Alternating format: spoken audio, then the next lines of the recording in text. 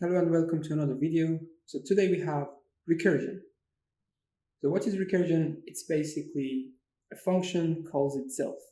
So you can compare recursion with iterative approach like for loop or while loop. Now let's solve the first question. Sum of numbers from 1 up to n.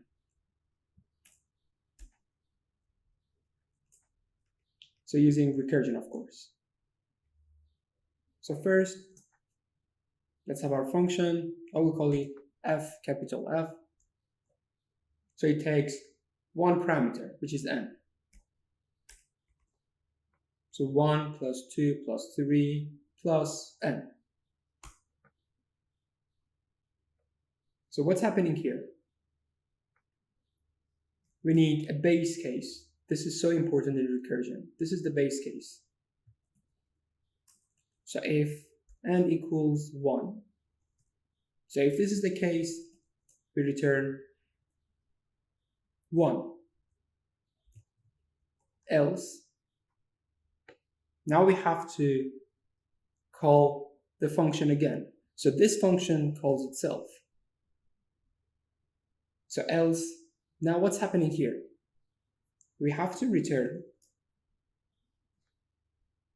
n, which is our parameter, plus another function called f n minus 1.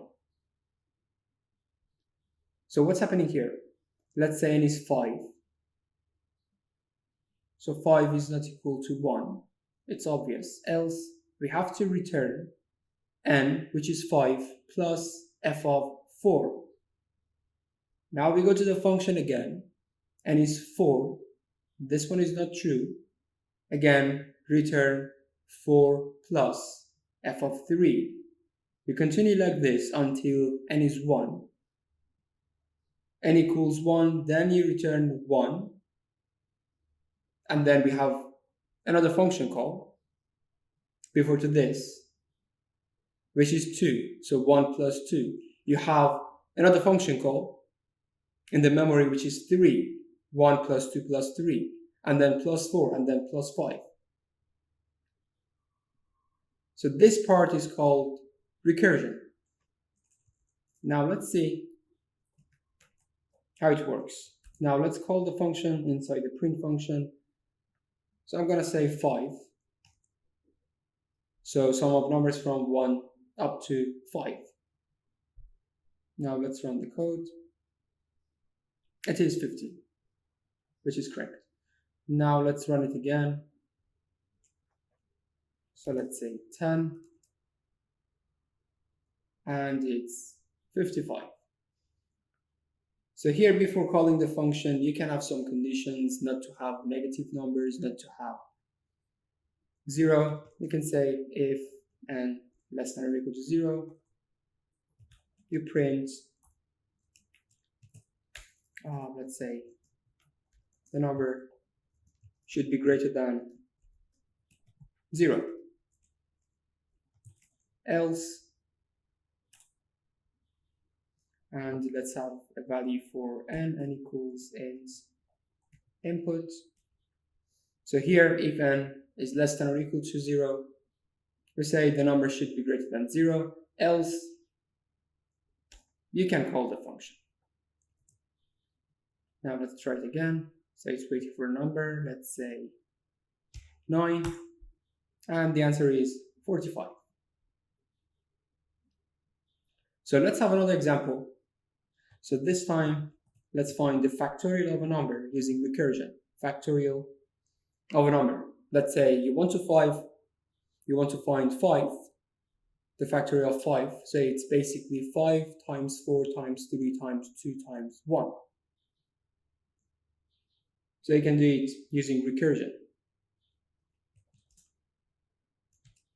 So let's say this is the name of the function, factorial. So we have one parameter. So this time I'm writing x. So as you know, the factorial of 1 is 1, the factorial of 0 is 1, 2. So here we can say if x equals 1 or x equals 0, if this is the case, return 1. And remember, this one is our base case in the recursion. Else, so what should I return? Return, so for example, we want to find factorial of 5 factorial. So it's basically 5 times 4 times 3 times 2 times 1.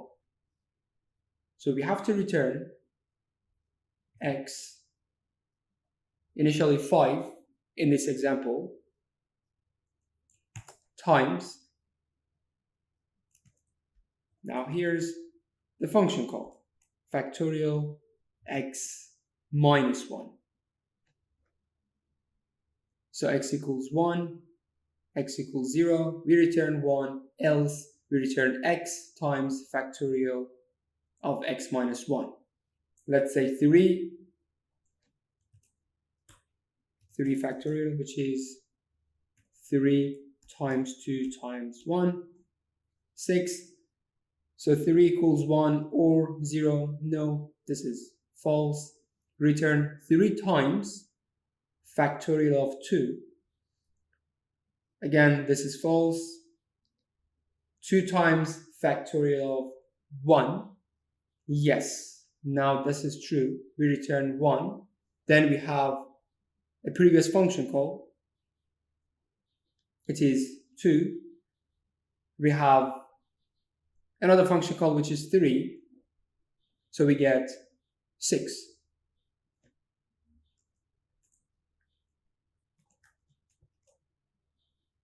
So once again, you can have a condition here. If the number is negative or the number is so big, no need to call this function. So let's call the function here factorial. I'm going to say 6. And here's the answer.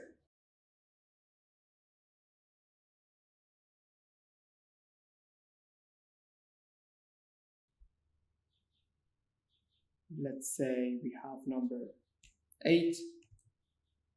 And here's the factorial of number 8. Let's solve one more example. So this time, multiplication of two numbers using recursion. You might say, how? Let's say we have 5 times 2. The answer is so simple, 10, right? Can I write it in another form? Can I say 5 plus 5? Again, 10, right? Another form, can I say 2 plus 2 plus 2 plus 2? So we have either 2 5s or 5 2s. And the answer to all of them is 10. So we want to use this approach.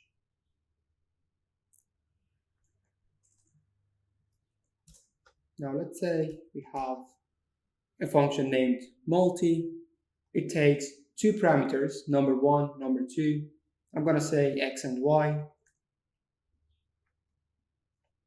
So here you have two options for the base case. You can say if x equals 1, you return y, or if y equals 1, you return x. I'm going to choose x as the base case. So if x equals 1, return 1. So if x is 5 and y is 2, I return number 2. Else, return, so again, I'm using y times multi, let's say x minus 1, because I have to decrease the value of x, not y. X minus 1 and here y without any change.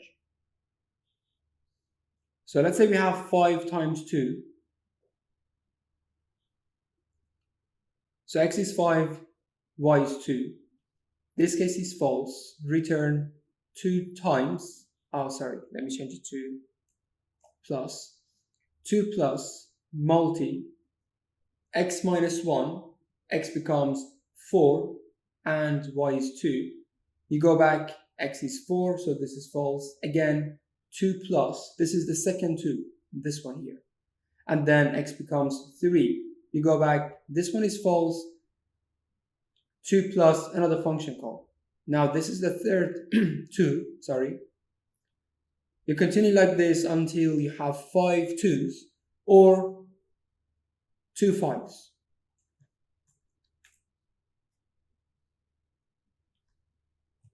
Now let's call the function print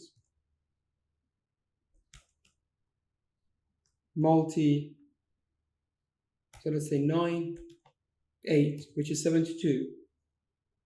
Let's see if it works properly. Yes, we have 72. Now let's try 5 and 2.